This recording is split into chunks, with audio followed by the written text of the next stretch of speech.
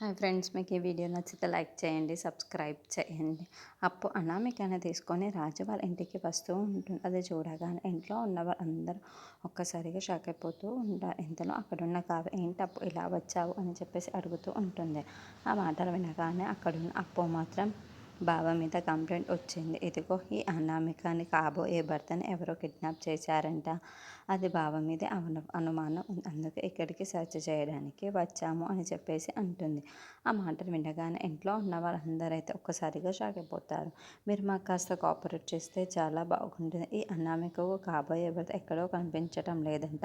ఇప్పుడు బావ మీద అనుమానం ఉంది. అందుకే ఇల్లు మొత్తం కూడా సెర్చ్ చేయాలి అని అంటుంది. ఆ మాటలు వినగానే రాజు అయితే ఒక్కసారిగా షాక్ అయిపోతూ ఉంటాడు.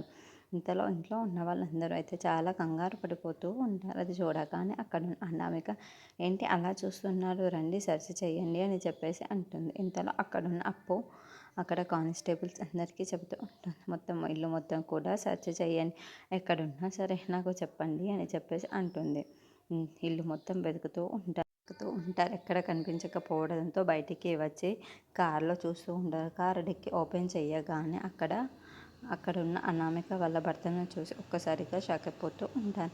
ఏంటి వీడు ఇక్కడ ఉన్నాడు, ఎలా వచ్చాడు అని చెప్పేసి అనుకుంటూ ఒక్కసారిగా ఇంట్లో ఉన్న వాళ్ళందరూ అయితే షాక్ అయిపోతారు. ఇంతలో అక్కడున్న అనామిక మాత్రం అయ్యో అని చెప్పేసి అనుకుంటూ తన కాబోయే భర్త దగ్గరికి వెళ్తూ ఉంటుంది. అది చూసిన కావ్య మాత్రం ఏంటి వీడు ఇలా వచ్చాడు అని